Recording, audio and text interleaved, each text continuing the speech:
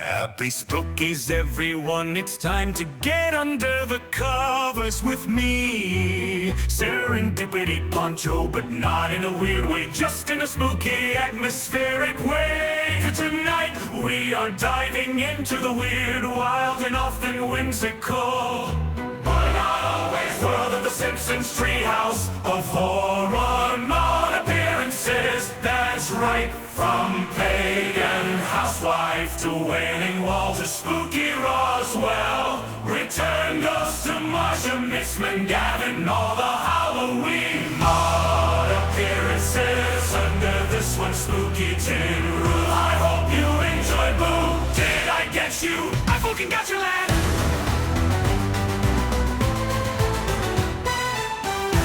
Up first, Treehouse of Horror 6, segment 2, Nightmare on Evergreen Terrace, or in friends' terms, the one where groundskeeper Willie is Freddy Krueger. Rangekeeper Willie is Freddy Krueger. Original air date October 1995. The groundskeeper Willie, on fire running through the school. Cut to I think a PTA meeting with Skinner introducing the items. Next item, do we want to pay $12 for some doorknob replacement? We see Maude with her back to us, dutifully at the front. They all say, nay. We see Maude, but we don't see if she replies, but we see her tipping her head in time with everyone else, which suggests that she's not putting up any resistance to this penny pinching. But it gets worse. We go back to Willie, who's completely on fire now, running through the corridors. He picks up a fire extinguisher. We cut back to Skinner, who says, shall we get the fire extinguishers refilled? It's a free service from the fire department. And these guys, once again, they shout nay. And they say no, not that it would help Willie at this point. Cut to Willie failing to put the fire out due to the fire extinguishers being empty. Willie bursts into the room on fire and shouts, please help me. I was expecting a Power of Threes gag here where they would all say nay, but no. Skinner tells Willie that Mr. Van Houten Kirk has the floor, so Willie, still on fire, sits glumly on a chair. We do see Maude briefly, and she seems to have some genuine concern on her face, yet, as we would expect, she does nothing. Kirk Van Houten launches, well, I, for one, ignoring the man on fire in the corner of the room, well, I, for one, would like to see lunch menus in advance so parents can plan their dinners accordingly. I don't like the idea of Milhouse having 2 spaghetti meals in one day. This made you chuckle. Yes. The fire is roaring, and the subtitles say anguished screams in brackets, which I thought was good, was helpful. There's mild concern in the room. Willie is now a skeleton. He shouts at them, you'll pay for this with your children's blood. Clearly, a Freddy Krueger, Nightmare on Elm Street reference. Scary Terry. Yeah, one of the scarier, spookier Halloween segment. Several things to point out. Firstly, why is she there? Because neither of her kids are in attendance of this school. Again, that we can decipher anyway. So it's weird that she is there. Like, there's plenty of parents they could have, I don't know, actually. At this point, kind of, you only really know Milhouse's parents and possibly Martin's. I don't think you've seen Nelson's mum yet and stuff, so maybe they just ran out of adults who have children, so they just threw in Ned and Maude. But yeah, it's fun that she's not interested in helping. Again, she could have just gone to this meeting with no stakes whatsoever, just to help in the deterioration of the school. Probably not, but there's nothing in it for her. Why is she so against all these fancy upgrades like fire extinguishers? Yeah, and I know that because these are shorter stories, they just got to cut to the chase. But I thought it was a bit lazy that was how they did the fire extinguisher gag. But I guess it's a setup, isn't it, to get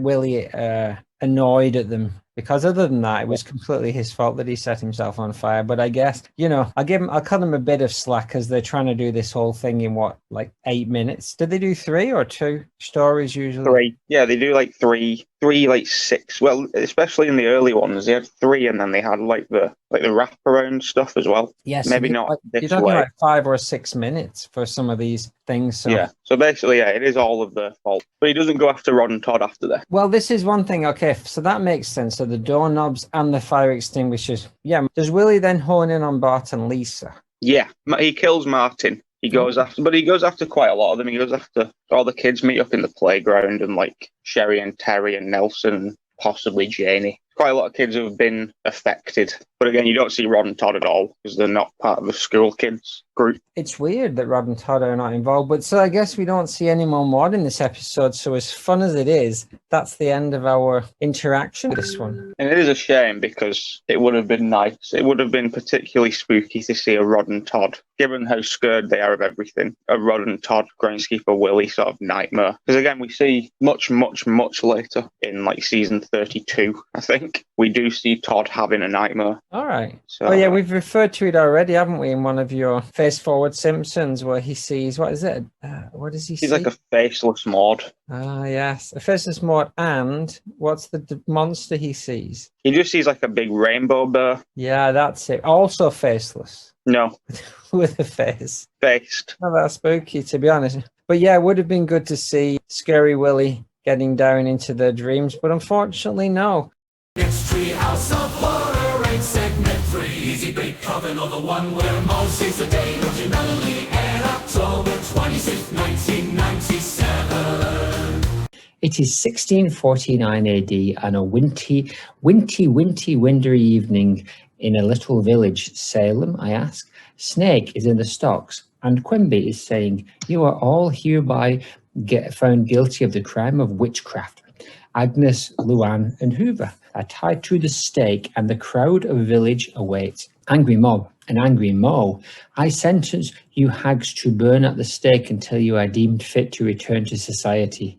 It's hard to tell if it is Maude next to Lovejoy and Lenny, but it is. She has a very pointy nose. Wiggum says, "Fire it up, boys." The Thompsons look glum and noxious, and maybe Maude, but her nose is too pointy. Lou and Eddie start to set the fire. Medieval Maude is very happy. Ha ha, says Nelson. Yes, several things going into this. I would argue that this is Maude's biggest story appearance, possibly ever. Definitely in Treehouse of Horror, but she's the driving force behind several things that happen in this short that wouldn't have happened if it weren't for Maude, especially towards the end. But it is difficult to, once you get rid of the hair and the outfit, her and Edna, aside from the nose, just interchangeable in this entire episode. You can't really tell which one's supposed to be which, or whether it's just supposed to be a different third woman that we don't know. True. Her nose is very pointy. Is it normally that pointy? It's usually quite pointy, but Helen's usually the one with the pointy face. Yeah. We don't see Helen at all in these clips. Has she already been burnt? No, that is strange. Maybe it's something to do with the are they Catholic? There'd be some form of Protestant in America. I mean, they do have Catholics in America, but they're not super. They're not as popular as in Europe. Quimby is based on JFK, who was he a Catholic? In terms of this, though, with all the Crucible stuff, they were all back in the. This would have been, yes, I think so. Well, no. They were already Protestants by the time the first settlers were Protestant. I see. Either way, maybe that's why he doesn't have Helen there, because he is unwed. Maybe. It's nice. It's basically it's accurate. This is what Springfield would be doing, and Maude would be caught up in the hype of all this. Even though 2 of her investorettes are about to be murdered, they are. She probably buys into the whole witch thing. Well, we know she does. So she does. But to be honest, she's given pretty strong evidence. To be honest. Yeah, and she's probably more suspicious here than she usually is in town. I think so. So anyway, they're burning him at the stake, and she's quite gleeful about this. She's got a nice big smile on her face. As we move into clip 2, a loud, ominous bell. The church house interior with Lovecraft is in the pulpit with the witchfinders in front of him. That is, you can't tell if it is a classic back of the head shot because they're all wearing those Handmaid's Tale hats. Quimby, Lovejoy shouts, "Brothers and sisters, there is still a witch among us." Or maybe Quimby says that.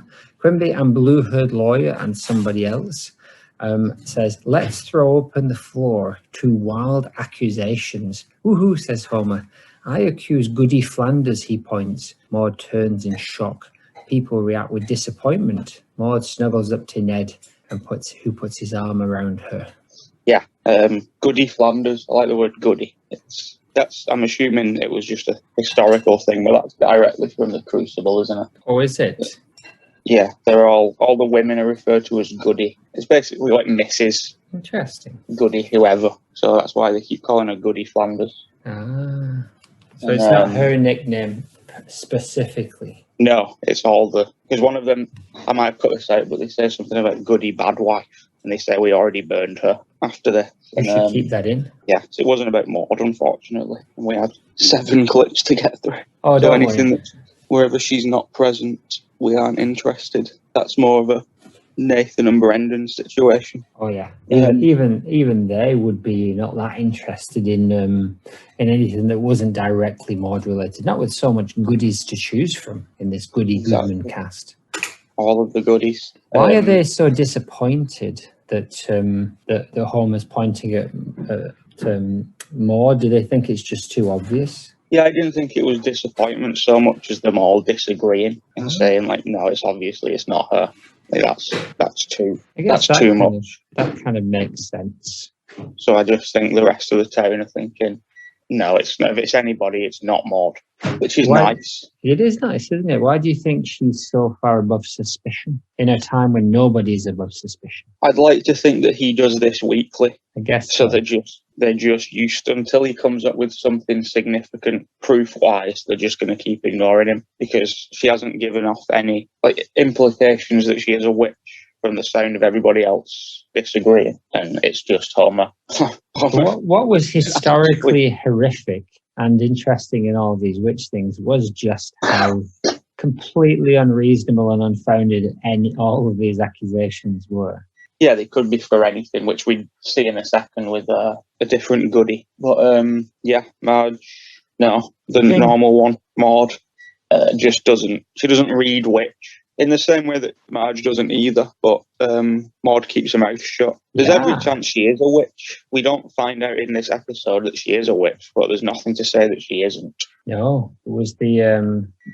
I was actually waiting for the old reveal because I didn't really know the details of this story. I remembered that Marge was a witch, but I didn't really remember much else.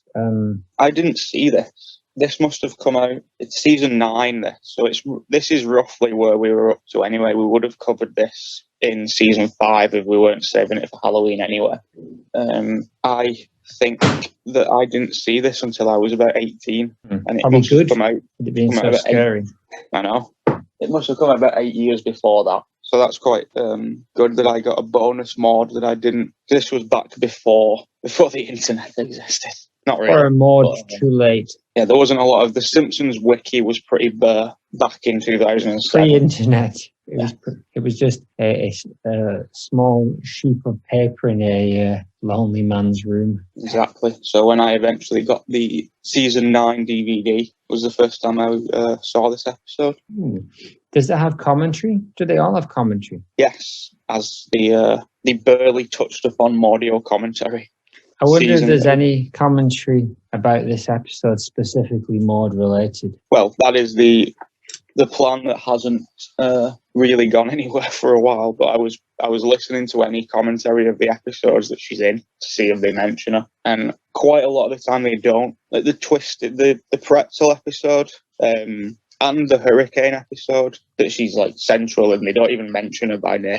She isn't discussed at all. So it's slim pickings, but when they do, I know there are some. And according to my Instagram from a long time ago, there's a screenshot from the commentary of them saying they regret killing her off. We all regret that, don't we? Yes. Spoilers. But still, clip 3. Marge. May I just... Yes, please. I remembered my point. Homer's just seeking glee. He's trying to get Maude killed here, and he's doing it gleefully. And I thought that, even for a Halloween episode, it's quite malicious. It's very much so, isn't it? He's and it's weird that in most of these cases, everyone would just say, "Yes, she's a witch burner," and if the entire town's like, "Oh, come on, you might have overstepped the mark a little bit." Nobody wants to see Maude burn. No. Have you seen the movie Witchfinder General? I have not. That's a great movie. Is she in it? Maude is not in it. No relation. It's a shame. I will watch that, as I like horror movies. I also do. Clip 3. Marge has stood up and says, this witch hunt is turning into a circus. Mo stands up and says, deadpan, she's the witch, and points. I thought it was very funny how they did that.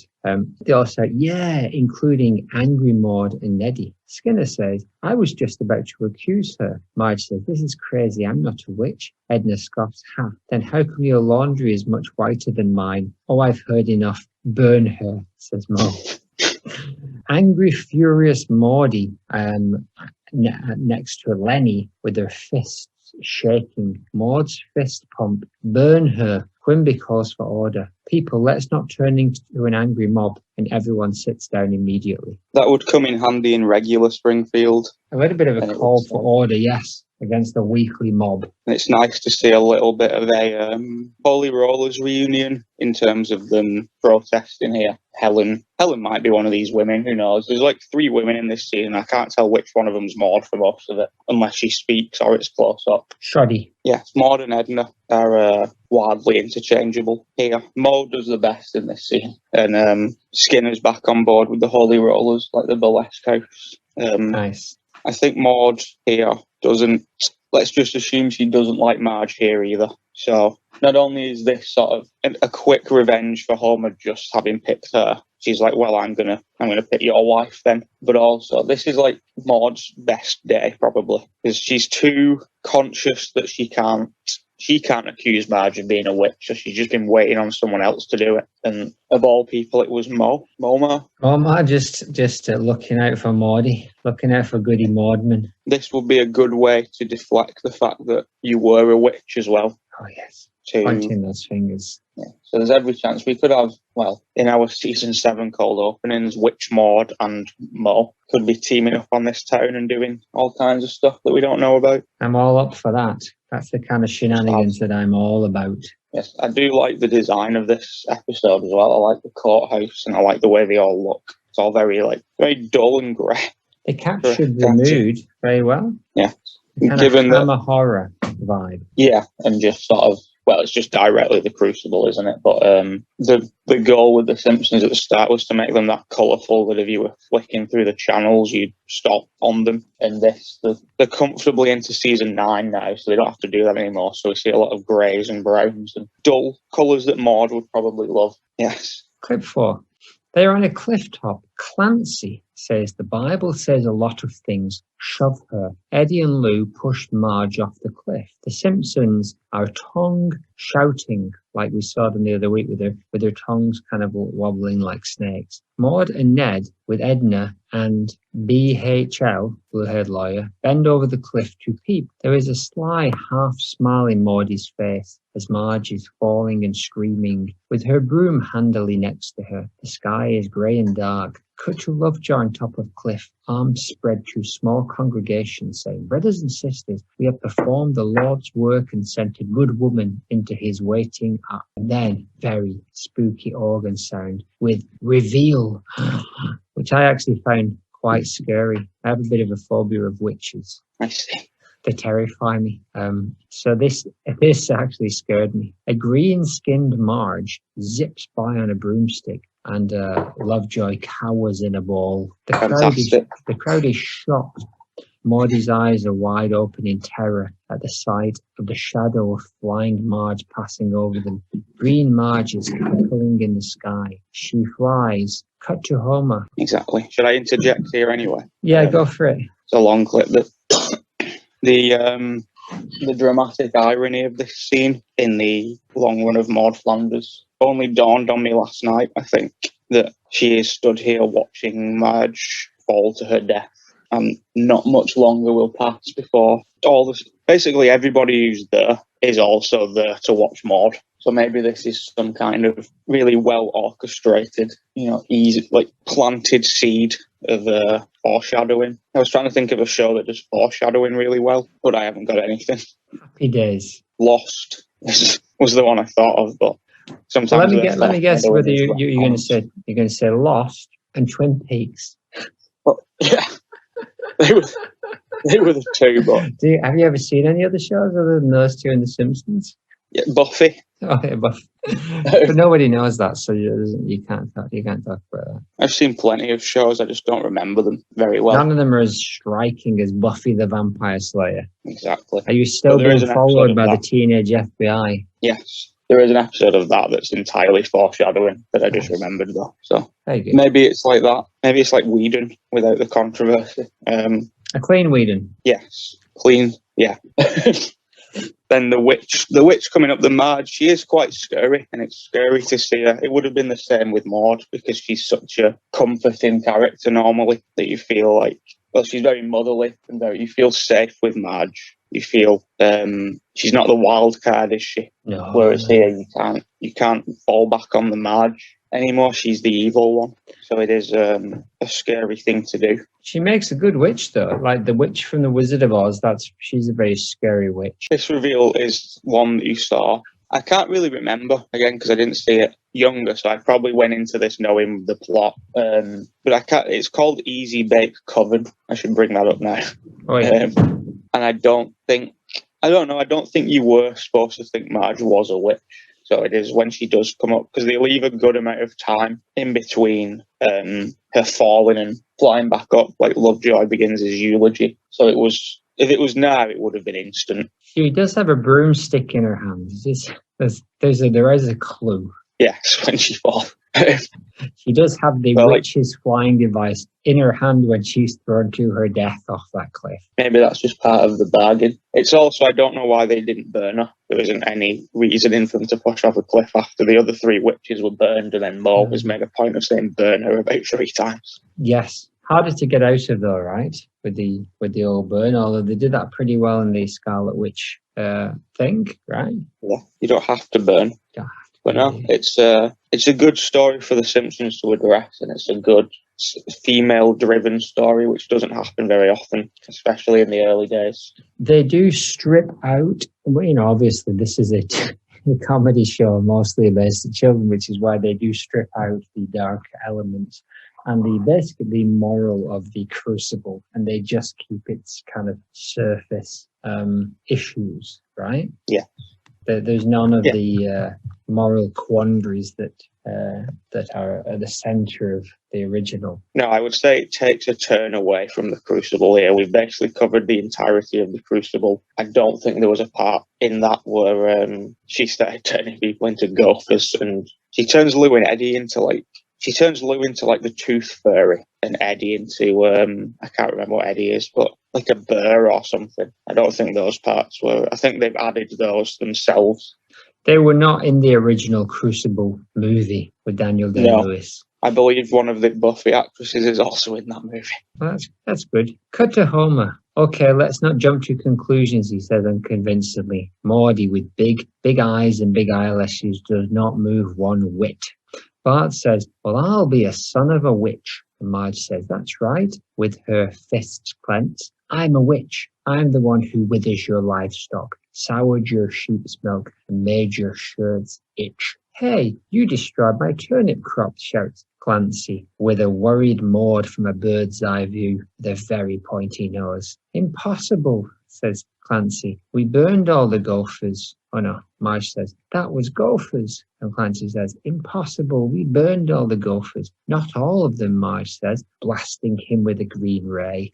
Maude, hand to mouth, looks shocked as Clancy becomes a giant gopher. Precisely. That line did confuse me and still does, because that it's not really worth delving into things this deeply. But does that mean that she's been turning him into a gopher nightly? Because otherwise he would still be right that they got rid of all the gophers and now he was just a new gopher. So there would have been a time where there was no gophers, so nobody would have been destroying the crops. So has she been turning him into a gopher to destroy the crops, like over time, or was this just another blunder? No, I think your description is really the only explanation for this. There was obviously a period of time when the gophers were attacking the vegetables. the town got together, and hopefully one day we'll see that episode. The town got together, eliminated the golfers, probably quite brutally. Then he say burned them. Burned them. Oh, I made that up. Probably murdered them first, with maybe even ripped them apart with their bare hands, then took them out into a big gopher pile and burned them. And of course, the real twist in the tale would have come had they caught Clancy and burned him, only for this to transpire that Marge Witch had been turning him nightly into a gopher. Precisely. And what a story that would have been. It sounds exactly like a spin-off that we are hopefully going to see in season 42. I hope so. But Marge is now a witch. I did that to avoid a ka-ching because I was supposed to say Maude. Maude, at this point, let's assume that they have the same relationship that they do on the regular Springfield. Let's imagine that relationship for Maude and Marge has continued. She's got to be thinking like, oh dear, at this point, Maude. Oh dear, indeed. Why she's got to be up there on the list of enemies. Like, most of the Investorettes are dead. We don't know where Helen is. So Marge... That was wrong again, but we're going to go with it. Marge is just aiming for Maude, surely. Marge a witch? Yes, Marge is a witch in this story. So Maude's in seeing trouble.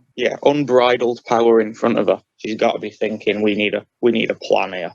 I watched a movie called The Terrifier the other night. That scary. A lady was sawed in half. Like in the magic shows. No, the other way. Oh, like cleft in twain. Yes. Like medieval style. It's horrible. Oh, that's not good. Yeah, no, that's something that Maude would not like. I started watching Saint Maud last week, but I fell asleep after 10 minutes, so I'm going to get back on with that today, I think. I had the same issue. I watched it purely for the reason they were going to be saying the word Maude a lot, and that didn't hold up after like 20 minutes. So I just supposed to be one of the best horror films of the last few years, but I'll give it another try. I like Saint Maud. Saint Maud. At Flanders' house. At the window, Maude and Ned peer out at a burning pile. Classic hat of the BOTH shot as Maude turns. Oh, Neddy, her hands are clasped. Look at them plotting our doom, hands out pleading. They could force us to commit wanton acts of carnality. Hand on side of head and hand on stomach. Eye roll from Ned. Yeah, that'll be the day. A sully goody Maude says, what was that, Ned? Ned does a quick save as Maude stands, hands clasped in front of her. He turns and he says, we shouldn't fear the witches, Maude. We're both 35. We're already gone way past our life expectancy. She takes this in her steroid. She takes this in her stride. But think of the children. She clasps hands to head, eyes closed. I've heard witches come to your house and take your children away to eat them. We zoom out to see that the Bouvier witches are peering at this through a cauldron, a steamy green smouldering cauldron. Patty and Selma says, eat their children. Geez, we were just going to swipe their shoes. This is a wildly big scene for us to unpack. It has more meat than a Christmas ham. Than a meat pie, than a Wigan kebab. Exactly. First off, she's leading, from this point on, she's leading this episode to me. The big decisions that are made all come from her, including, like, she's just given the witches the idea to eat children, which they did not have. So she's setting up the plot there. She's already set up the plot by not being burned, to be honest, and letting Marge take the fall, quite literally. Yes. Sorry, that was battery. Quite literally. You're still battery. We're just doing the voices, remember? Oh, yeah. And then we have the whole carnality thing, which is probably the best double act moment for Ned and Maude. In terms that to me seems like they've broken character and they are acting just like if the Treehouse of Horror world was. We've talked about The Simpsons being like a filmed show that they're aware that they're being filmed. Surely that means the Treehouse of Horror would be like plays, basically, that the town are doing. And this seems like Ned and Maude just broke character for a second. And Ned revealed like his true thoughts, and Maude just turns around and says, what was that, Ned? In a very modern sounding, like, not goody, but just Maude as a self sort of way. So that's very funny. I thought it was very much out of character for Ned to say such a thing. It is. I agree that it is, but it's one of those moments where very rare that Ned has like a Maude moment here where we see a side to him that we didn't know about.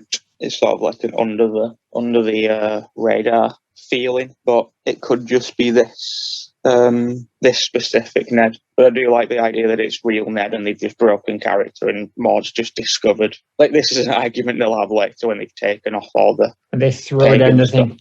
What was that, Nedwood? Yeah.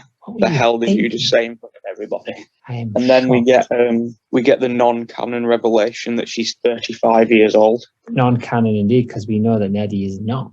At this point, they haven't said that he's 60, so still is though. I think we are supposed to believe, given that Homer and Marge are like 36 and 38. I think this is them saying that Ned and Maude are 35 in our real world too, which I don't believe because I don't think Maud's only 35 years old. Her oldest kid is 10 or 11, so that would be about right. It would, but I see her as early 40s. Any evidence to back this up? No, but I don't think there's only 4 years between me and Maude. You don't think that Maude Flanders is 13 years younger than me? Probably, no, actually. I'd say. So I'm going to stick with Ned's 60 and Maud's 40. I'll give you that, even though it is based entirely on nothing. Yes. What's the shoes line? Because that's not funny. So is that a reference to something? No, I don't think so. It's just not a funny line. I think it's just what they were going to do wasn't that bad. And then Maud's given the idea to do something horrific. I'd like them to make that a little clearer. Maybe how you just said it would have been much clearer for me, the audience. Yes. I don't mind it. I think it's fine as far as season 9 jokes go.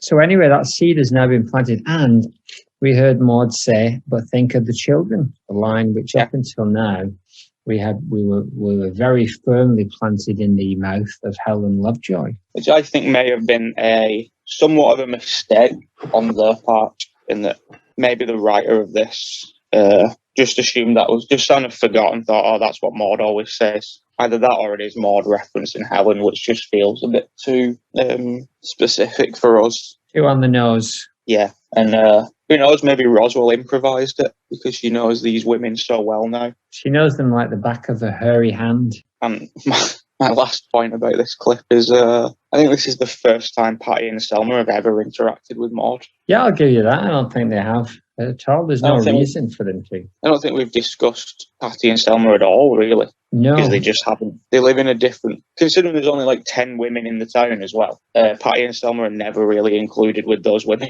What I really want to know is, did Ian Maxtone Graham write Easy Big Coven? He did not. I've just Googled this. It was... He did? I will tell you now. They just had it and then moved on to a different thing. Ned Goldreyer, I believe. I believe that too. Classic BOT headshot. Knocking on Flanders' door. Who is it? Witches, they say. Goody Maude timidly says, what do you want? Looking excitedly. Okay, come in, says Neddy from behind the door. He comes out and he says, look at this, with a crucifix. Selma says, oh, please, like at the 90s, as she pushes Ned out of the way, entering his house. A worried Maude face has Rod and Todd. The witches open up their sacks. Now make with the kids. It's very funny how Rod and Todd glumly just walk over and get in the sacks. Don't blame yourself, Daddy, they say as they close up the sack. You did everything you could, says Rod from inside the sack. What about Maude? They don't give her any props whatsoever or any comments. The witch's turn. I'll interject now. She's not thought about by the kids here at all, is she? Ned's delivery is great. Very over the top, melodramatic Ned stuff that we have come to expect from Harry Shearer. I like Maude still letting Ned deal with things for now. He's still trying to be the typical man of the house and handle this situation. But TMOH. Yeah, he goes into his first idea with too much confidence and doesn't have a second idea. Is the problem. No plan B. When you've got a crucifix against, evil, it works, right? But this is dismissed without any explanation as to why it doesn't work. Yeah, no, it doesn't. Crucifixes don't work on witches. That's not a thing that happens in vampires. Just vampires, I think. Pretty much. Satan probably doesn't like them. And the Lost Boys, you have to invite them in. But witches, they don't really have any of those rules, right? No, witches can do what they want. That's why they're so terrifying to the town. Maude's taking this in a stride, though. And I think Rod and Todd must blame her because they don't give her any comfort. Bear in mind that they all now think this is the last time they're going to see each other. And nobody says bye to each other. And at no point do they acknowledge that Maude's involvement in this is playing any part whatsoever. Yes, and I do think it's very cute that Todd's already tied up in the bag, and he really sadly says, "You did the best you could." I thought that was Rod. No, Rod's the tall one. Rod is the tall one. The witches turn and leave with the kids in the sacks. Maude, very glum, clasps her hands to her chest. Ned at her shoulders. Maude, do something. Ned just 100% puts it now on Maude. Do something. A panicking Maude. And quick in a pickle, she grabs a place of gingerbread men conveniently lying on the table. Excuse me, sure you ladies wouldn't, hopefully she says, wouldn't prefer some gingerbread children instead? They're boneless, Ned interjects hopefully. The Bouviers return, drop the sack and start to chomp on Maude's delicious cookies. Oh, say the boys as they hit the ground. Cut to an owl. Witches walking away from Wiggum's house. They stood at their door as the witches walk away with their smiling sacks full. Bye, witches. Thanks for not eating me, Ralph waves gleefully as Gopher Clancy hangs out of the door. Yeah, you hags are all right. Again, a giant scene for Maude. My favourite thing about it is that even if she acts in a pickle, even if she's in like this fight or flight sort of mode or whatever, the fact that she finds a solution that quickly and it works, but she only does it after Ned asks her to do it. She was just watching these witches just take her children until Ned said, "Why don't you try something?" And she's like, "Thanks for that permission, Ned. I will. I'll try this first solution." Yes, but it's in terms of story. This is probably the only time Maude's ever been the hero of the entire piece, basically. Like, she is here solving the problem for the entire town. She's the Homer of this story. She's the Homer of the story. And this is just giving Roswell even more ammunition. Ironically, this could be the reason why mere episodes later she was shot to her death by a t-shirt cannon. Spoiler. Yeah, this fits into that time frame where I said this must have been around the time she asked for more money, because this is off the back of the Sherry Bobbins stuff as well, and Maude's biggest season was season 8. And now she's like leading the story. Homer, Bart and Lisa are just sat in their house for this one, earning like 5 times as much as she does for not talking. And she's flown all the way over from Denver to lead the story, and they can't even be bothered to give her 50p for the vending machine to get a drink. Exactly.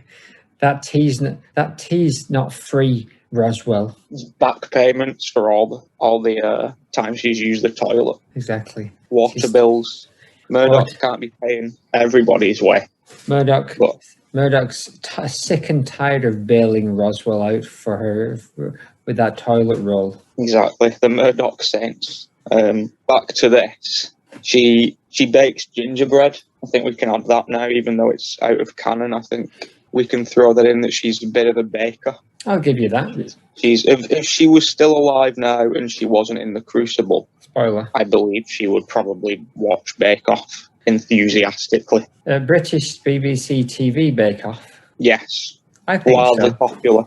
Wildly popular BBC TV show Bake Off.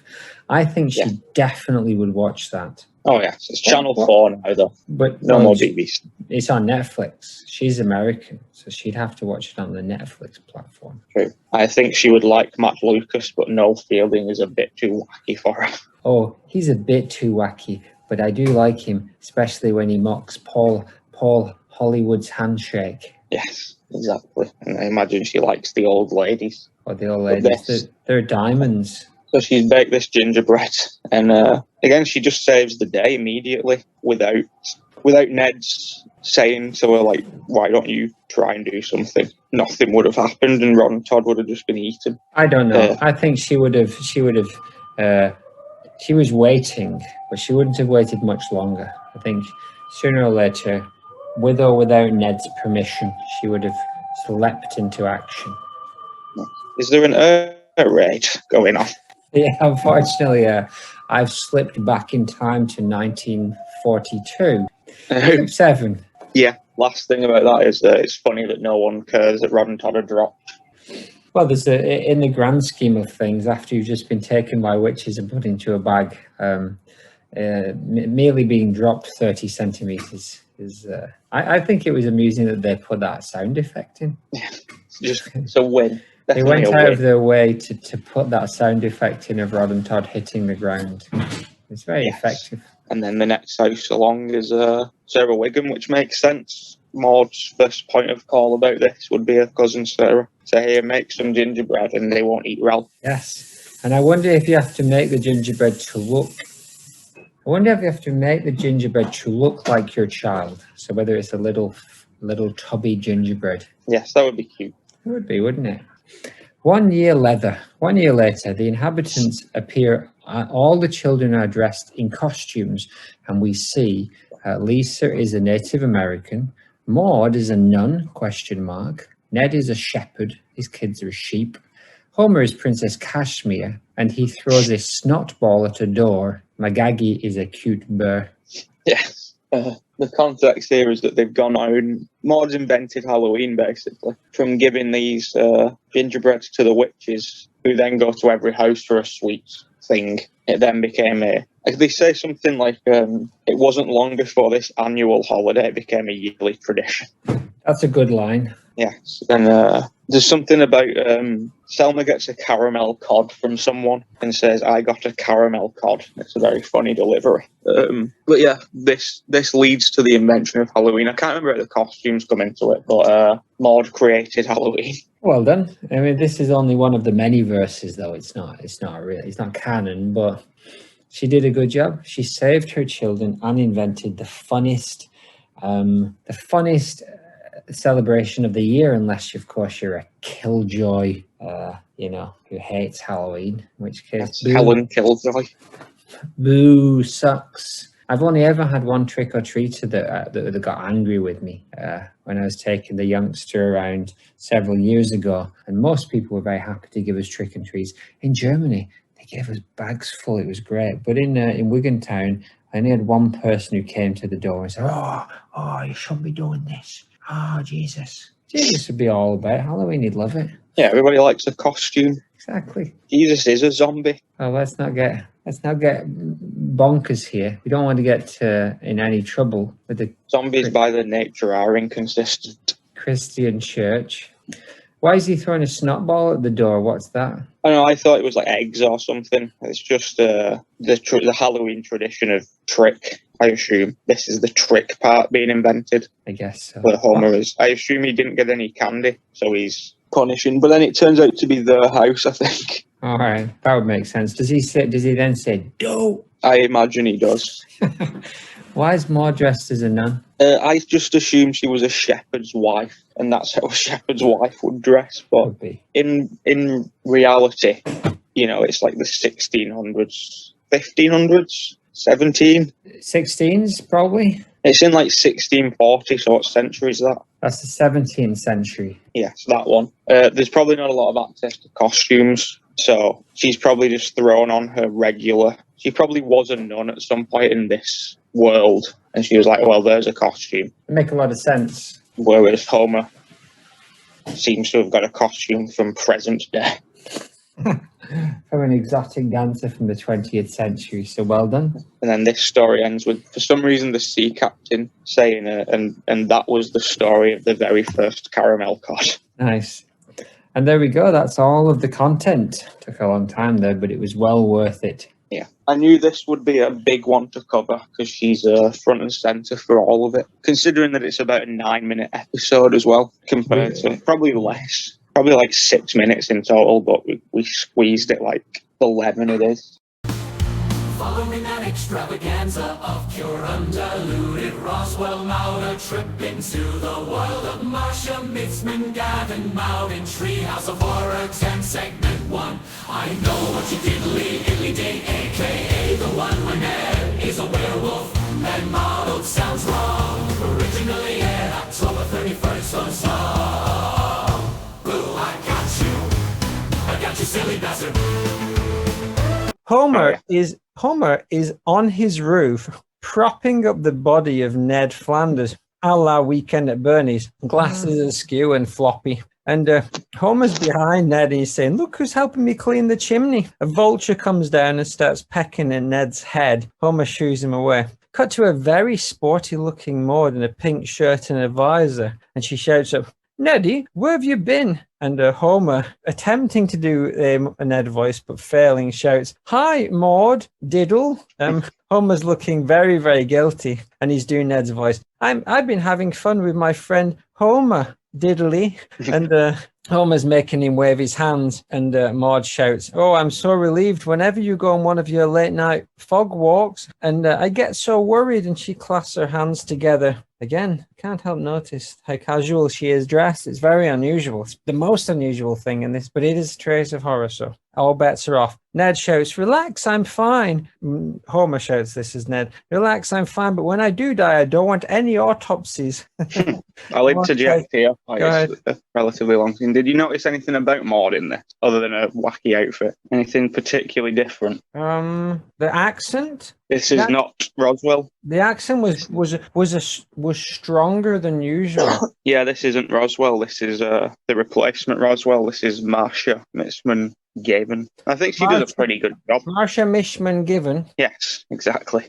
So she came in just for a few seasons. Because, yeah, I guess this is season 11, which is the season in which she pops her clogs. So she's not been dead long in the show, right? She's not dead at all yet.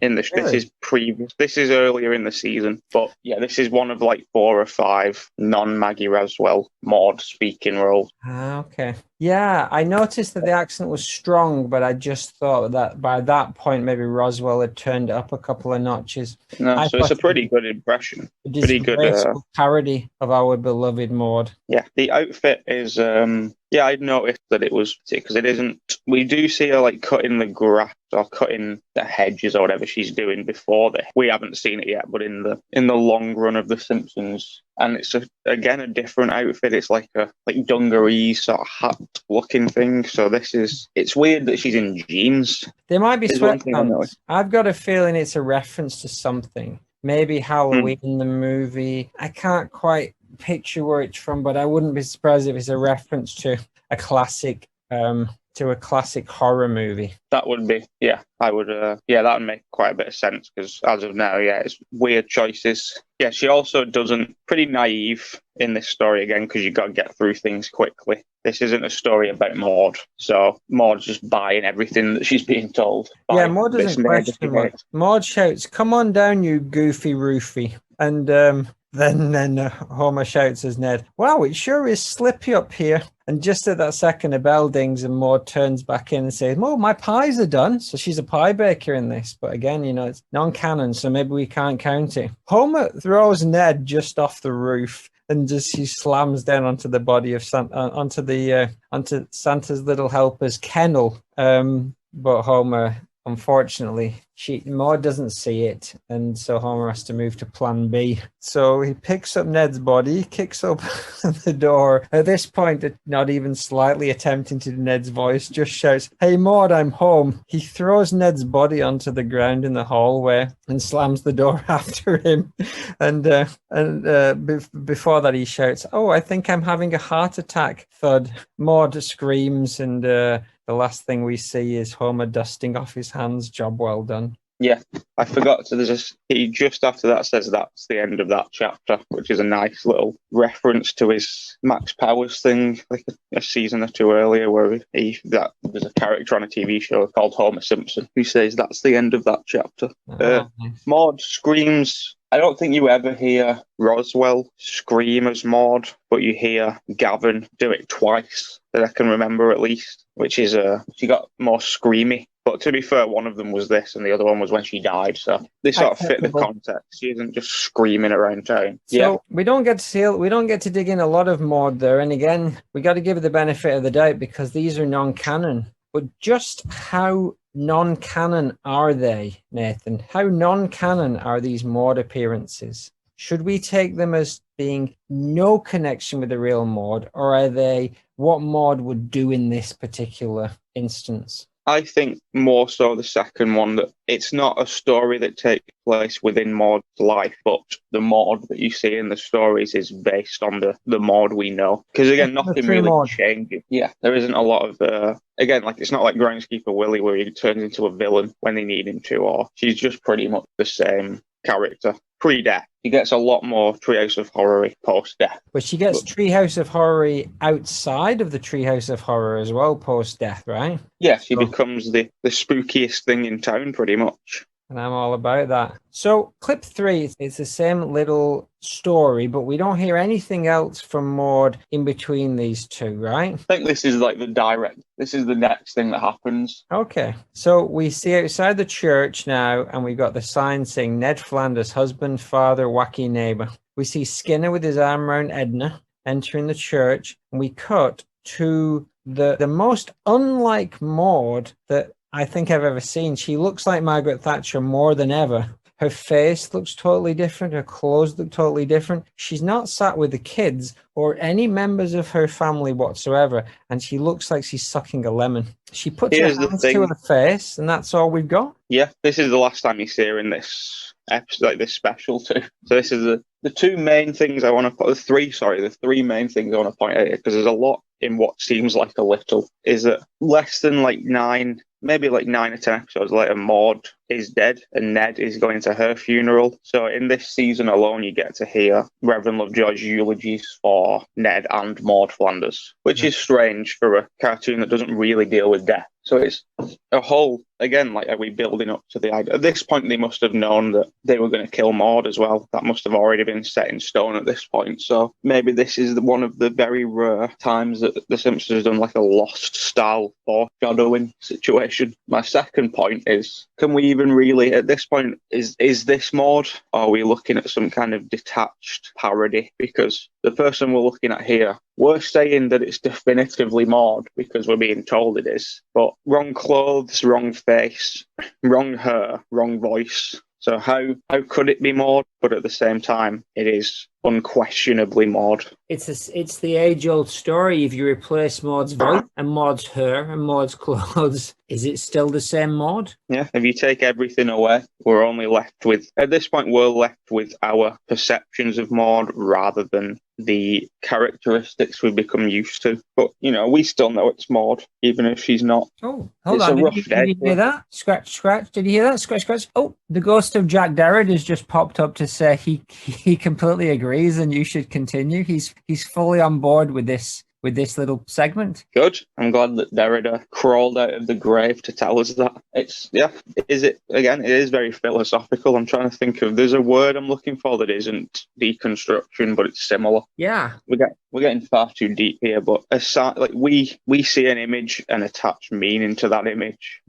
So we are seeing this sign to tell us that it's Maude, but we're not actually seeing the signs we look for. We're just so used to the signs that they can be adapted slightly, and we still recognise this person to be Maude. An essence of Maude. Her soul's there because, it's Ned's funeral. Again, if this was just a pan across the church in a different setup, I think I would have screenshotted and said this could be Maude. It's a weird one, isn't it? That they put his widow there front and center without any of the normal signifiers that it is her, and everything is slightly off. And it does give us the idea that this is a slightly alternate dimension. So kudos to you, Simpsons creators. The next scene we look at could be Maude, completely how we know her, and it will be. I'd like to think the Simpsons writers, in their dash to hash out Treehouse of Horror 10, decided that this was something they were going to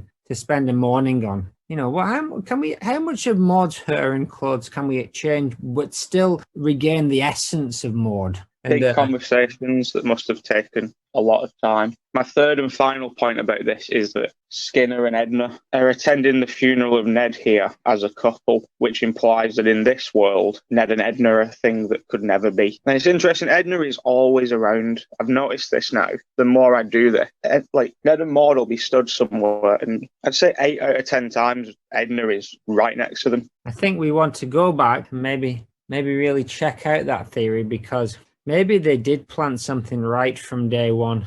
Clip 4, last one, short one. Homer's on the sofa in the dark, sitting next to his wife, Marge Simpson. The phone rings and it says, "I know you're alone." "Oh, who is this?" the Homer says, and the voice says, "Is this Maud Flanders?" And Homer says, "No, it's Homer." And then the voice says, "Oh, Homer, hi, it's Mo." That's it. Yeah, this is one of the better ones. Mo, again, this is sort of I think this is a bit extreme for Mo, and they're getting away with that because it's a Halloween special. Like, I imagine if saying that, actually, I'll bring up something in a minute that might disprove that. But in the general run of things, Mo wouldn't try and freak Maud out this way if she'd just been widowed. Like, I imagine he'd be hitting on her, but I don't think he'd be putting on a spooky voice when there's a storm and asking her if she's alone in the house. He's already told Ned that he would have been hitting on her had Ned died, but he hasn't said that yet, right? He says that when Maud, spoiler alert, finally kicks her clogs off in season 11.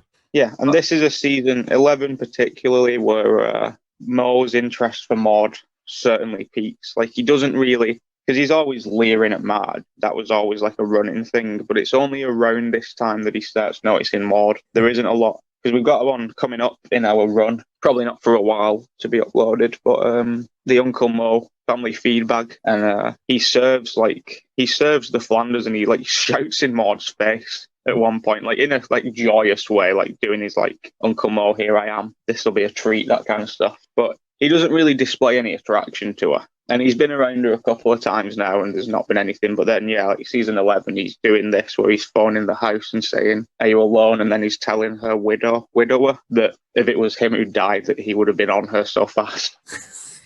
It's he's a bit of a rum character, is Mo Sizlak, and in this one, does this story go any further? I have no context for this. Why Mo's phoning, pretending to be some kind of murderer? Do we find out more? And what's the story of this clip? Is this the one where Flanders becomes a werewolf? Yeah. So I'll give you a brief rundown of the story. So Marge is the one that runs him over, which I thought was a good change. It wasn't Homer; it was Marge. That then they think that they've killed him. So that's when they do the whole, weekend at Bernie's, Maude, blue jeans stuff. Then the funeral, and then the Mo phone call happens. Nothing else happens with Mo throughout the entire segment. That's it. He's just lurking. For all we know, he continued his pursuit of Maud, because he just hangs up. He just says, "Oh, hi, Homer, it's Mo. I must have got the wrong number," and then that's it. The person who is chasing the Simpsons, because people are leaving signs saying, like, "I know what you did, blah, blah, blah." Again, there's a point where he says, "Everybody in town doesn't trust us," and points around, and there's like 8 or 9 characters who were glaring at them, and none of them are Maud. Like, Maude, Rod, and Todd are having their own separate story at this point. They aren't included again in this story. But yeah, they find out it's basically a guy with a hook and a hood, so they run into the woods, and then they find out it's Flanders, and they didn't kill him because he's a werewolf, basically. Bit of a cheap twist there at the end, but I'll give it them. It must be hard to knock these out with only 20 or 30 writers in a room. Yeah, it's still like, again, this is peak me being a kid watching The Simpsons. So this is sort of one of those that has a special place in my heart. I don't notice the lapse in quality till around season 14 because I enjoyed them as a kid. So I still have a sort of good feeling up until around season 13. I do remember that one where Flanders turns out to be a werewolf. I found it a bit spooky. But they're still trying to do something horror-based, whereas past, like, the last kind of spooky thing they do is the Maude ghost, and that's sort of not that intense. But there's just no spoilers. Give me some spoilers. Does Maude appear front and center in many Treehouse of Horrors coming up? No. She, pre-death, there were only 3 appearances that I can find. The 2 that we've already looked at, and the other one that I sent you, the Crucible sort of parody. Yeah. Other than that, unless she pops up in a background in what the 2 or 3 that we haven't looked at yet, that I've not looked into properly, she isn't in them. No, there isn't any kind of story. And then once she's dead, she starts popping up a bit more. Spoilers. Her biggest role is my leg tattoo role, where she, like that sort of little opening where she comes in and turns into the scary ghost, and she's sort of the narrator of the 3 stories. We don't hear her narrate them, it's just that she pulls out the book. But other than that, yeah, the couple of Halloween ones she's appeared in, she sort of pops up for a couple of seconds in like a spooky context, like when she's the Satan's wife and stuff like that. Bloody next is the same bloody episode, season 11 episode. For Treehouse of Horror, 10 or 8 segment 3 life seg glitch. And then you die, Helen's a bitch. Originally aired also October 31st in 99. How spooky, spooky, Babadon. Let's go! Here, let's go!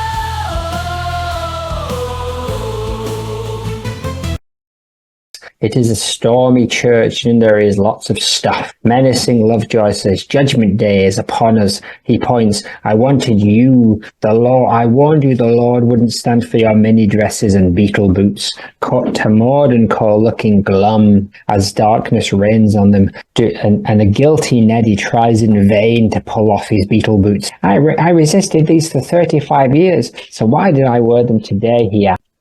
What I do think they've missed out on, though, is putting Maude in a mini dress. They've put this all on Ned. All on Ned feeling guilty and blaming himself, not the rest of the family. I would have had Maude in full Maude, and Rod and Todd would have just been like Ringo and Peach Best. Well, I don't know if it would have counted if they'd have been in fancy dress, you see, because they could have done like a fancy dress thing where he was going to like a 60s theme party and they were all dressed in that, but then that wouldn't have been as funny. Not as funny as this hilarious scene was. That's true. I do like that he's... It's a very Ned thing to happen, isn't it? That he's been looking at these boots for so long, and whilst Maude's got her 3 pairs of shoes, and then the first day that he wears different boots, the Y2K happens. Is that what that was? Yeah. If Ned had bought those shoes in episode 1 of The Simpsons, he'd be putting them on now. Very good. I hope somebody got fired, etc. Exactly, blunders. I repeat, blunders all around. And it can be probably assumed, but not confirmed that Maude also died here as the world ends. But it could just open up another post-apocalypse. Yes, we don't want to go down that path. I think we exhausted those strands. Or maybe we didn't. Exactly so. Maybe we do need to know what Simon Bateman was doing during the second decade of the post-apocalypse. Yes, well, this is a different apocalypse as well. This isn't the mutant kind of wasteland apocalypse. This is all technology is against you apocalypse. So, Transformers. Exactly. Each one boots in disguise. Do you think she is casting judgment on Ned for this? Remember, she did send him out to die. Yeah, I think she's blaming him. You know, like the look on her face is all fear because of what's about to happen, but internally, I think she is. I don't know, maybe it's one of those times where she knows Ned's being a bit silly, where she's like, Ned, you know this look around. That you wearing boots is not going to make planes stop working. There has to be some technological issue here. But, you know, they are waiting for Judgment Day, and Judgment Day will come in whatever technological way it wants to. Whenever the hell you least expect it. And Judgment Day did come for Maude, only 10 short episodes and 3 short months later, when she was yeet, fleeted. Yeah! From the back of that faded stadium, however, t-shirt cannons couldn't keep our good Maude down. She returned just 2 seasons later in Treehouse of Horror 12, segment 3 Whiz Kids. It originated bafflingly on November 6, 2001. It would be rude not to take an audible peek. There is a picture. It is a mirror that has all ghost faces coming out of it, like on Poltergeist, ? There's some that are dead and some are alive, people. We see Krusty, Diamond Joe, Snake, McBain, but also Bleeding Gums Murphy, Troy, and of course Maude, who has a hand and a face pushing through the mirror from the other side. There is much moaning. The ghost of Krusty says, I've heard of a wailing wall. This is ridiculous. And C, comic book guy says, oh, I am so sick of that joke. Maude burly reacts and is committed to wailing, seemingly in agony. Poor Maude, why is she there? What has happened? Krusty isn't even dead, I say. Accurate. We're in, is this our first Treehouse of Horror that we've looked at outside of a Treehouse of Horror special? It might just be. MJB. It is non-canon, but it implies that Maude did not go to heaven and is trapped within a wall of her own misery in this one. This is a darker outcome for her than what was expected. And this was before we'd seen her in heaven, so as far as we knew at this point, this is what was happening to her. Canon, t-shirt canon, but Krusty's not dead, so how does that even make sense? Well, it seems like Bleeding Gums Murphy, Grimy, and Maude are in this wall. Yes. They are all dead. Everyone else who is in the wall is alive. The only one I thought was Doris is in there. Right. And that's a bit tasteless because Doris is not dead, but the actress is. That felt a bit. They could have not included her. You said something about Troy as well. Yeah, I thought Troy McClure was in there. Is it not Grimy? Do look similar. Hard to say. It is. But I like that even when she's trapped in a wailing wall, she has time to pass judgment on others. Because she does sort of groan at Krusty. I suppose everybody does, but she groans at Krusty's wailing wall joke that I like to think he dishes out every time that somebody sees the wailing wall. Yeah, of course. That would be the only way it would make sense if the comic book guy say, I'm so sick of it. That's true. I like the delivery of that as well. It's not really a funny joke on paper, but it's delivered. But comic book guy does it well. Who is that, Azaria? It is. Playing his first white role. It suits him. I like this design of Maude's face. So that's cool. I'd have a t-shirt with that on, no problem. Yes, that is good. And I like her hand is also just to add an extra semblance of her trying to escape this wall, which is owned by Mr. Burns. This is a Harry Potter parody. Right. I don't think this wall is from Harry Potter. Isn't there a wall like that where people like pop out of and stuff? I don't know. I remember that mirror. I remember there's a mirror that shows you whatever you want. This is not that. Why is Maude there though? Is it explained where she is in this scenario and why she's there? No, and she's a weird one for this situation. She makes sense, but it's just implied that these are all the souls that Burns has sort of taken. So that she got got. How did she get got? Do not know, but can you speculate? I'm afraid I can't. Yes, I think that's what Chatbot would say. Chatbot is the worst, isn't he? No, I'm sorry, I can't speculate, and I think that's a bit rude as well. What you just said. Yeah, I'm not happy with the way Chatbot's gone, to be honest. Have you seen it where it goes orange sometimes if it's contravened its own rules? Yeah. It goes orange and says, "Oh, do you want to report me?" It's like a child, isn't it, Chatbot? Anyway, what were you saying? You were about to speculate on why Maude was in that mirror. How she got got? She's one of the only three that you can say got after death. This implies that Burns has been going around either killing townspeople or harvesting an opportunity from their death. So let's just say he was going around killing them. So in this context, he murdered her. It was probably horror, though, isn't it? All bets are off. It was probably his evil snake assistant, Slithers. Is that real? Yeah. Oh, good Lord.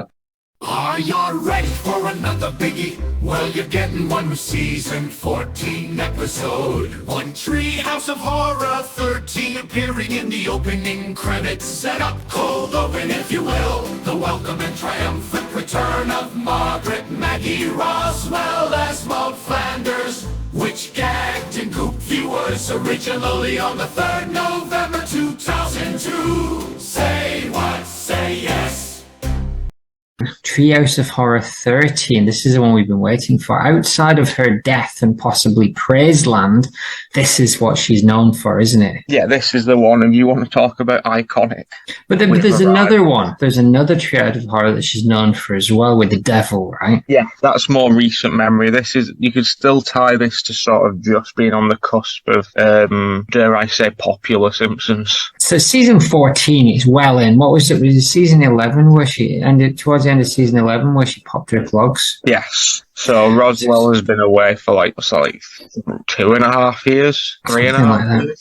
So Treehouse of Horror 13. Welcome home, Maggie. Ooh, that long seasons without her. Here's $400. The Simpsons and Ned are sat around the table. Ka-ching, 400. The Simpsons and Ned are sat around the table. Marge is in an ethnic costume and there is a silk with a candle on the table. Bart is not there. It's creepy stuff everywhere. Marge says, but this is your chance to communicate with to contact your late wife, Maude. She implores him, you must. Homer wants him to date so bad. Marge wants him to break the God barrier. What's wrong with these people? Well, I do miss the missus, he says. Why is there a corn hanging on the wall, I say. He shrugs. They are all joining hands and we get classic bird's eye BEV view.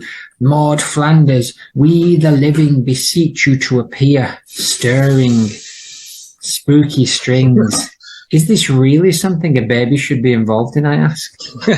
We get a classic BOTH shot as a tiny Maude appears. It is clearly Bart Simpson in disguise. I'm going to pause mid-clip to get your feedback there. No, there's no fooling you, is there? You could tell immediately that wasn't the real Maude. And Too short, and sounds too much like a woman. Exactly. Underachieving and ham eater. Yeah, I would say this is her most iconic scene. It's the blueprint for my leg tattoo above all else. The blueprint for my leg tattoo. Yes, the BPLT. Second best tattoo of that in the world. Yes, only beaten by a glow in the dark. Ultraviolet effort. Though we know of, people might have got more since the start of the podcast. No. I highly doubt that. Might be 3 or 4 people. But if you have listeners, why don't you put it on Instagram and hashtag us, maudeflanders.podcast.com. Exactly, Ouija board. In more Roswell payment shenanigans, I think she was credited as a special guest star the first time they did this, and then in the reruns they just credit her as like also starring, and I assume it's because they had to pay her less. I don't know that for a fact, but that's how it feels to me. I do like the above head seance image. I think that looks very good, and I like that again they just have this every time they seem to mention Maude, they do sort of have to mention that she's dead. Like there's not really much point Marge telling Ned that Maude is his late wife. He's aware of that. He seems to be painfully, sadly aware of that in his face. And yeah, I never thought about this before. It makes a lot of sense that Maggie would be made of stronger stuff than Rod and Todd. But if Maggie's in a seance, we're our R&T. Exactly. We're our R&T. They were not, Ned would never do this anyway, but they were not invited to be a part of this seance for some reason. And it makes sense because one of them would have defecated his bowels seeing this. Or I've opened the floodgates. Oh, I've done it again. Go tell it on the mountain. Front and back. Yes, I'm the king of Diaper Hill.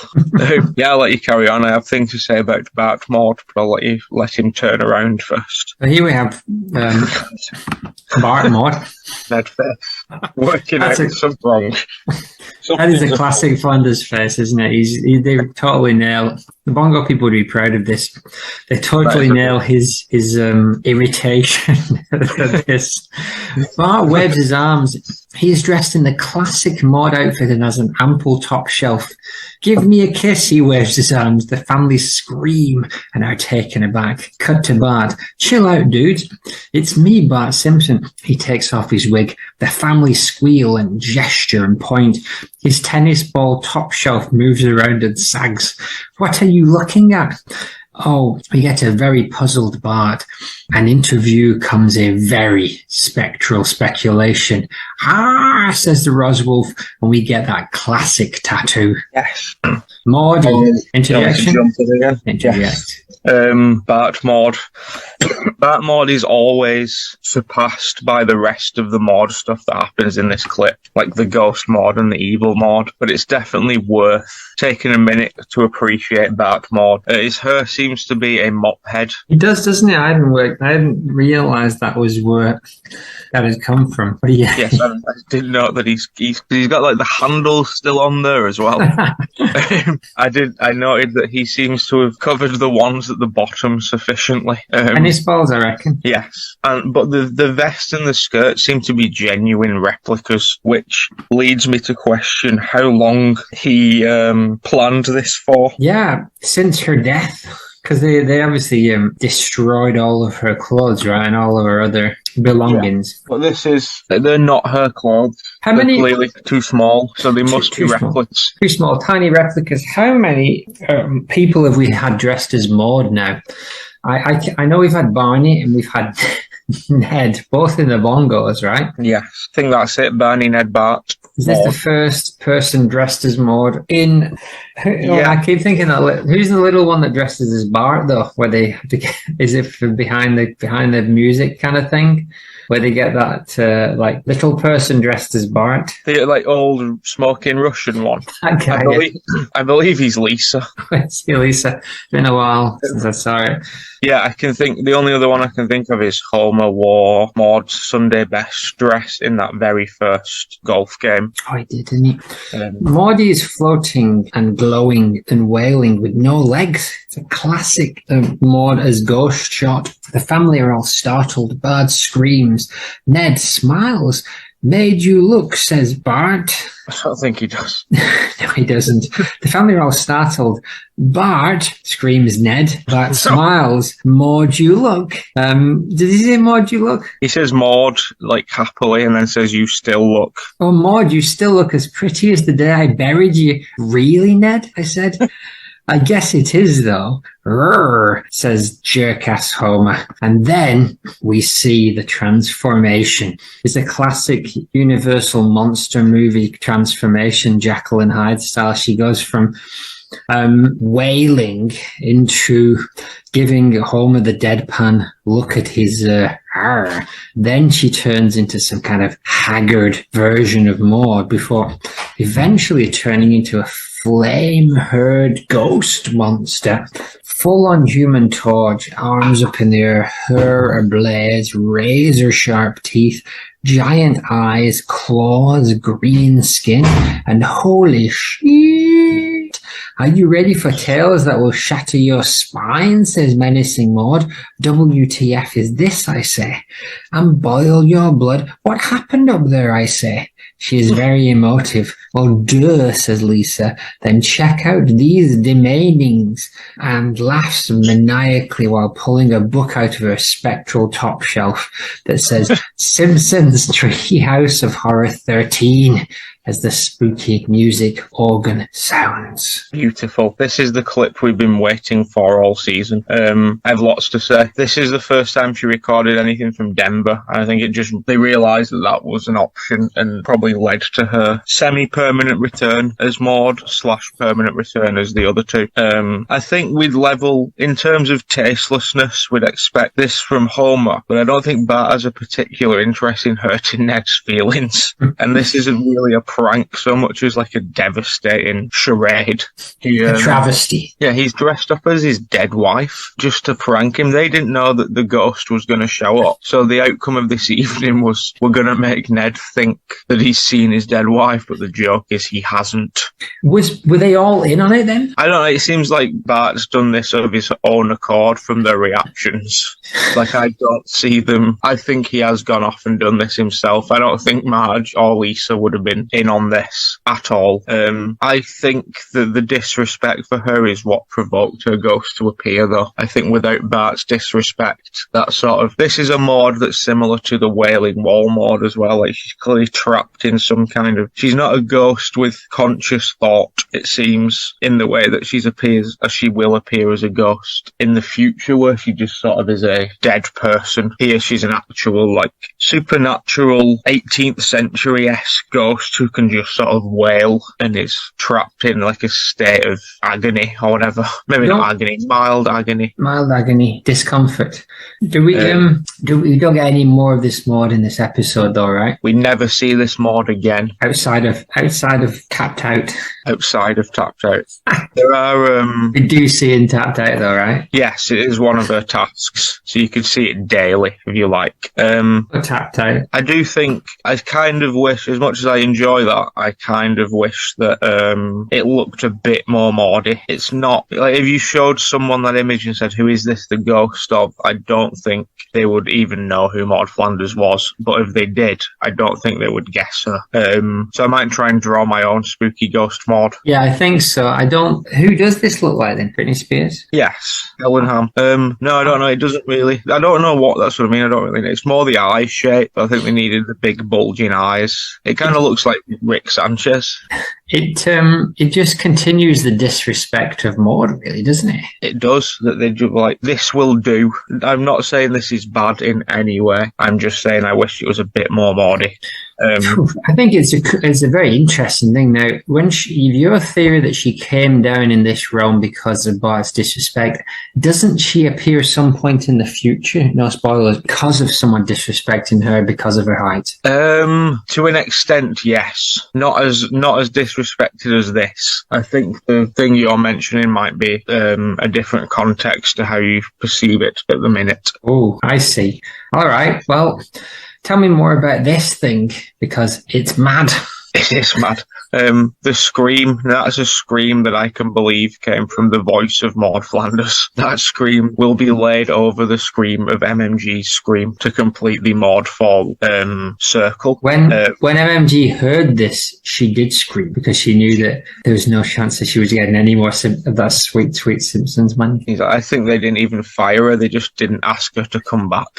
I think she was probably in the studio already just waiting to do some more lines, and Maggie came in and they were like, "Oh, just go to the side over there, Marsha. In fact, can you make me a chamomile tea?" And what about Maud's lines in this episode? Maud does have lines. Don't worry, we've got Maggie Roswell here. She's not here. Oh, she's in Denver, Colorado. Wasn't this already by this point? By this point, hadn't they already agreed to let Azuria do his from his house? I think Roswell was the first one. I don't know Roswell if that's was true. Maybe Shearer. Because Shearer's always ready to quit all the time, wasn't he? Yeah, I thought Roswell was like the guinea pig for defense. Hamsters are pure light. Bless you. Yeah, I thought she was like the first one, and they were like, this was the example of them. Yeah, okay, we'll give it a go. And then because it worked, and then technology continued to grow, they were just like, yeah, okay, we're sorry we ever yelled at you. We're still not going to give you the money you've asked for, but you can come back. I reckon that maybe the back thing was a kind of an olive branch to say she was a special guest, and then from the next one she was just kind of like, it was a welcome back Maggie kind of thing. Yes, it was. It was a nice return in a sense. Shatter your spine and boil your blood. Do you think shattered spine is a reference to herself? Boiled blood, maybe that's what happened next. Maybe that's a clue. Maybe she's given us a clue that once her spine was shattered, she found herself pits of hell with her blood boiling. But now, somehow, maybe this was her dragging herself up by her bootstraps, and all she needed was that rage from the 10-year-old's disrespect. I'd say disrespect from all the men in the room, really. Like, Ned says that weird thing about burying her, and then I think, yeah, Bart's disrespect calls down the ghost, and then Homer's disrespect pisses the ghost off. So it's a team effort, really. Yeah, only two more notes, possibly. Yeah. I know. Shatter your spine. Oh yeah. Shatter all of our spines. Exactly. Eat all of our shirts. In this timeline, it seems like we're following it as a canon T-shirt story. Maude died and then went to this Wailing Wall hell where she has been trapped, and now she has been freed from that wall, and the rage within has finally come out. Choke on these. It's like, say, with all this judgmental, repressed anger that Maude was holding for the Simpsons family and life may have also been responsible for the creation of this. This is just Maude's hate in spectral form, expressing itself in an attempt to scare them, which it kind of does, but it doesn't work. Too much. And all she does is then proceed to tell them 3 stories. It reminded me of when Ned was annoyed with those, the movementarians, like the cult that come. He's annoyed at them, but he still felt obliged to offer them a beer. It was similar. Yes. I'm annoyed at you, but I still feel obliged to read you these 3 stories. Well, he's nice, isn't he? Yes, they both are. They're not a tad judgmental. That's the lot. Yeah, it's beautiful to hear her again. This is a good way to bring her back as well, because it's not bland. There's a sort of a reason for bringing her back. Even like it works within the context of Treehouse of Horror. It works as a little sort of side story to do. And yes, it is a clip from The Simpsons TV show.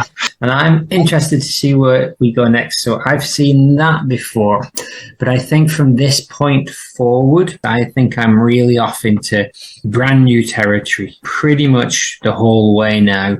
Hey, boo, boo, boo, scared shit all you can get. I clean up in all your bleak lie. Anyway, now we shoot forward 6-hole bastard. Halloween's the Treehouse of Horror. 19 segment title, How to Get Ahead in Dead Verity, written by Matt Warburton. Hard cheese, a slice of bread, and directed by Bob Anderson. Original year, 2nd November 2000. Say what?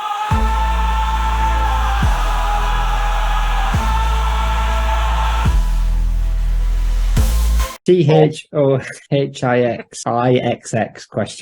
A body of flailing insignificance. HJ. A show slips off the food marge. Oh, God. A body of falling insignificance. Oh, in silhouette. In silhouette. Homer Simpson is a silhouette falling, and a shoe slips off the foot of, I believe, Marge. And he's falling past some buildings, and that's got to be a parody of something, but I don't know what it is. He falls past a classic shot of a classic Flanders family shot of Maude and co. No doubt enjoying the show as Homer falling and the shoe is on the other foot. That is true. This is Mad Men. It's the opening credits to Mad Men, which I've literally just watched about 20 minutes ago before this to see like what the I knew it was Mad Men, but I've never actually the time to watch the credits of Mad Men or the series. No, I've never seen it. I know that John Hamm's in it though. Actually, my Lady John Hamm meets Maude in Springfield. No, but this is the closest we'll ever get. Maude Men. There is. I watched it to see like what made them choose Maude, which seems to be my main question in references like this, and that window that he passes in the credits is specifically like a nuclear family, like okay. So it's very, they were the best choice for that specifically anyway, outside of her being dead and him like falling past her and the shoe, because her shoe did come off, I think. But this is the least interesting Maude Halloween appearance. Hold on, are you saying that the foot with the shoe is also Maude? No, I think that is Marge, but when she fell, her shoe did come off, so we can tie some threads together somewhat. Shoe thread. Yeah, shoestrings. But yeah, other than watching Growing Willie burn to death, that and this, I'd say, are at least Halloween appearances. And this again, a blink and you'll Maude her. This is, I think it's hard to suggest that Madman, in any sense, is a Halloween reference. Yes, Madman. I think the actual segment is him going around killing celebrities as a hitman so that they can use them in adverts after their death for free. So there's a sort of loose advertising. That is awful. Yeah, I can't remember what the parody was called. I'll tell you now. Homer goes mad and murders some men. It's something shitty. You get ahead in advertising. Oh yeah, instead of just Maude Men. But that would have made less sense because she's not in it. But neither's John Hamm. None of the Hams are in it. No Ham's not in it. HAMM's not in it. Helen Heck in a handbasket's not in it. Assistant Ham's not in it. Ham Hog isn't in it. The other Ham Hog isn't in it. He's Raven, the Raven who used to be a human called Ham Raven, no doubt. Rave Ham. It's Chickens love roosters, geese love ganders, and apparently now in season 23, episode 3's Treehouse of Horror segment 2 Dexter parody entitled Dial D for Diddley, written by Carolyn Ullman and directed by Matthew Fawn, and originally aired October 30th, 2011. Satan loves my Flanders.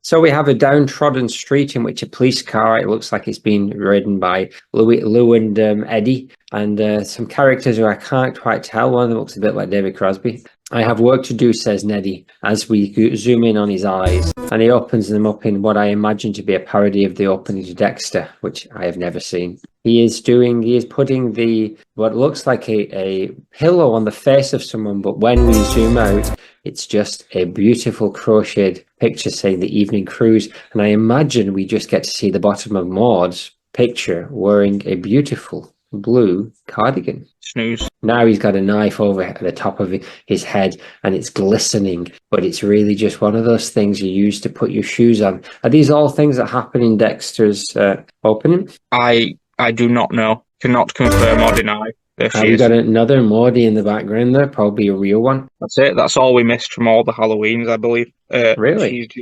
She's just once again, maybe that picture's there to remind you of her just before she pops up as the devil a bit later on. But it's nice to see the conventional Maude in kind of like looking old style Simpsons-y as well, really. Oh yeah, what season is that? 23. But then obviously you see her at the end of the episode and she looks like the HD Devil Maude, where she's part of the current Simpsons continuity. It's nice to see both sides of that within that little clip. It was almost a given with that one that she was going to pop up, and 23 is very big on Maude. Do you have any opinions of that picture of Maude? Did you miss that? I did, but I realised within the episode where we're talking about the Devil Maude, I realised that I'd missed it and said we would come back to it, and then forgot again for maybe like a year. It was maybe like a year, maybe probably longer, that we did that. So you're going to edit this back into a year-old episode? No, but I've put together a Just the Content Halloween cast. So that will be edited into that, and then that is complete. I think that a completely generic picture of Maude just made this end of this episode. But the one with the blue cardigan, I wonder if that is Maude, because that's a new outfit. That is a new outfit. Or just maybe like that bongo thing where the colours are different because it's night. Oh yeah, exactly. Who knows? A sad Ned looks at the ground. Marge is doing the worried fingers thing. The roof appears to have gone off his house. The cupboards are open. I repeat, open. An organ chord sounds malevolent, and a flame portal opens in which a devil-horned Maude appears in a saucy black lingerie with a tail. She walks over to a very buff Satan. He has a mug of something. Honey, come back to bed, she coos. Ned is angered. Oh, for crying out loud, he curls up his fists. God is hanging over the roof. How delightful. God laughs. Where is Robert Hope, I ask. Yes, it's a shame they didn't carry on that duo, and you only ever see God with Bob Hope the once. Spoilers. Season 23 this is from, and it has Season 23 has a large amount of Maude in it. Like 5 clips, I think. And, which is strange, because now Ned and Edna are a thing at this time as well. So they're sort of showing Maude for absolutely no reason at this point. You'd think that now they would start sweeping her under the rug because they want to push Ned and Edna. But there's more Maude in this season than there was in the season she first appeared in. And she has been dead for, at this point, 12 years. This is the first time we've seen her. Yeah, this is the first time we've seen her in Treehouse of Horror since the Spooky Ghost, though. And that was Treehouse of Horror 13, I believe, so that was 9 years. 9 years prior. So it's been a hot minute. I would say a hot mess of a minute. It has. I would say this is her most infamous post-death appearance. Oh yeah. If anyone knows anything about Maude Flanders other than a few things, it would be this saucy Maude. And the angry ghost Maude and the saucy Maude appear a lot. Yes, exactly. Straight man and boosty villain. It's fueled a lot of internet content. Yes, I do like the horns going into her hair is particularly cool, though. I like that aspect of it a lot. Do you think it's as meta as we're saying it is here? Like, they already knew that internet Maude was popular, raunchy internet mod was popular, so they threw in something for, I refer to them as Eugene and Rusty, who are I the don't two men think in Springfield. I don't think ENR would have been very online at that point. No, it's 2012. They've already done an internet vote. No internet in Springfield. No, 2011 maybe. When was the first big meme, like the guy with the lightsaber and the pork and beans? That was like 2008. 2007, 2008 in Chocolate Rain. What's with these homies dissing my girl? Yes. Another February washed away. The line delivery here is great. You might be ragging on Edna's softness, but this is a good Maude. She sort of sounds evil. I don't know how to explain that because she still just sounds like Maude, but there's sort of a sarcastic hatred behind her voice in a way. Like she knows that what she's saying is it's smug. She's Smug like showing evil. off. Yeah, Is she's it the showing real off in front of Maude? Is it the real Maude?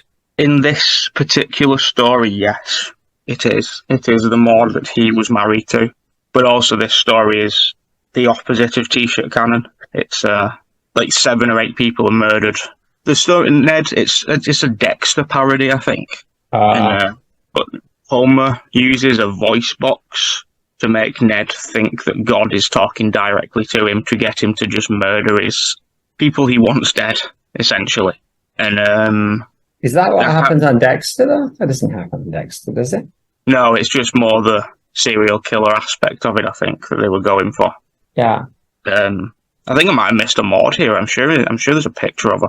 M.I.M. So that's something to go back to. Yeah, and then the devil show. Like it ends with God getting really angry with Ned, basically. Right, for all the murder. On his behalf, rips the house off, and then the devil shows up and is sort of God's boss. And then that's when Ned is like, "Oh, can this get any worse?" And then it can. Yeah, and it does. But then Maude goes away, right? They don't start making Cookie out there on the dance floor, right? No, it's literally that honey come back to bed and that laugh from the devil is the complete end of that entire Treehouse of Horror segment. Right. Like it just ends there and then moves on to something about Transformers probably. Or, Robots in disguise, Selena, Exactly. Sheila S. Titties. Exactly. Good grief, another decade time passes by and there are 0, I repeat 0 Maude Halloween appearances. But all that changes and will change for the O'Leary brothers and you singular listen and Treehouse of Horror 33. 33, can you ever even want? Segment 3's Westworld parties are totally cleverly titled Simpson World, but let's not shit on it anymore because it's bloody great. And gives us our first Maude of horror in a sorting decade. And it was written by Matt Selman and directed by Rob Oliver. And it aired on the 30th of October 2022. Wow, so close to now. Smash it, lads, smash it for me. Presumably serendipity poncho. No outside reference, is just content. Treehouse of Horror 33, Season 34, Episode 6. HJ has a t-shirt cannon and he's firing at many, many Ralphs. Eat t-shirt, you lovable killbot in street. But then, who turns up? It's only Maude bleeding Flanders, out of nowhere. And this time he do it for real. He blast Maude. But surely this fall won't kill her. She's back. She's back again. What my thing is, and I paused it, and I don't know whether it's just my pausing, but it didn't seem like the t-shirt ever hit her. It seemed like the t-shirt got close to her and then went far away from her, and she reacted as if she was a magnet, the opposite of a magnet, an anti-magnet. The other side of a magnet. Yeah, I didn't notice that. I was too busy looking at Maude herself. Did it not bounce off her? Is that not why it's coming back this direction? But I will have another look. But There that would was also no... track. I would imagine that in this world, she is basically programmed to... All these robots are programmed for specific scenes as well. So there's like a monorail Homer, etc. Oh, yeah, I see. So I imagine this Maude is programmed to walk like 10 centimetres and then do that as the gag being, or the draw being you get to kill Maude. It's a delight. And, the thing is that this Maude wants to die. So if you don't shoot her with that t-shirt cannon, you're actually hurting her. You are. It also it's got two of my favourite controversies for a Maude clip of recent time. The first being not a controversy but a joy.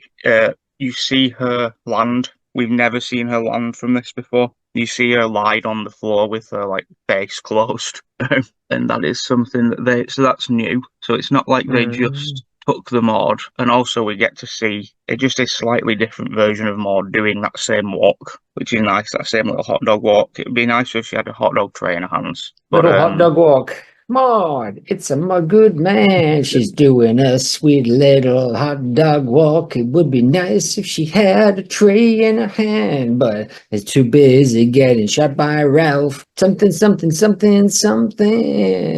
Jack Derrida, flat in a hamster. Exactly.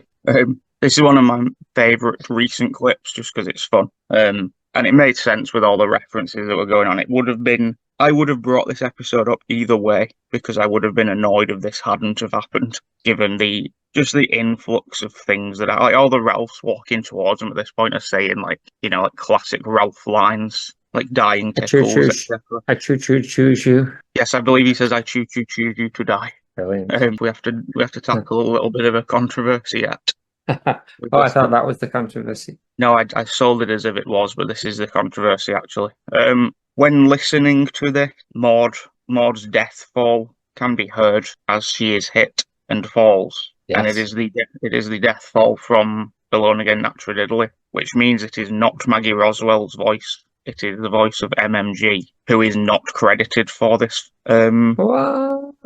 Credited for this appearance, so it's sort of like the reverse Roswell has happened in a full circle way now.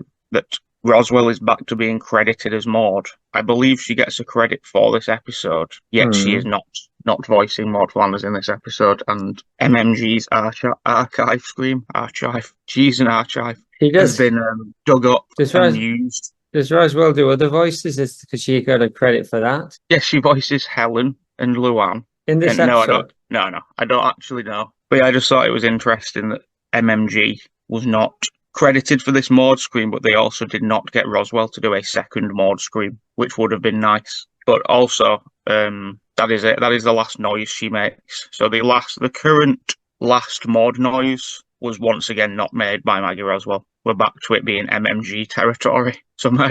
That's what I was going to ask. I was going to ask, that's where we left it. It's a beautiful fitting end that it's a fake Maude death voiced by MMG. Being a Maude robot, not even a Maude. Not even just like an alternate Treehouse of Horror Maude character, like a built Maude robot, BMR. A BMR indeed says Brute Maude Robot. So there we have it, a night of Kruger and haunted Maude's witch fighter. Maude's was wrong verse. Little Maude's wailing warm bodies. Hooky spooky, revenge ghost trio until telling Maude. It's John Ham serving Maude's sexy devil. Maude and of course the BMR. Of course the BMR. So it's good night from him, it's good night from him. Both hymns letting me serendipity punch your girl. I get full fucking got you lad.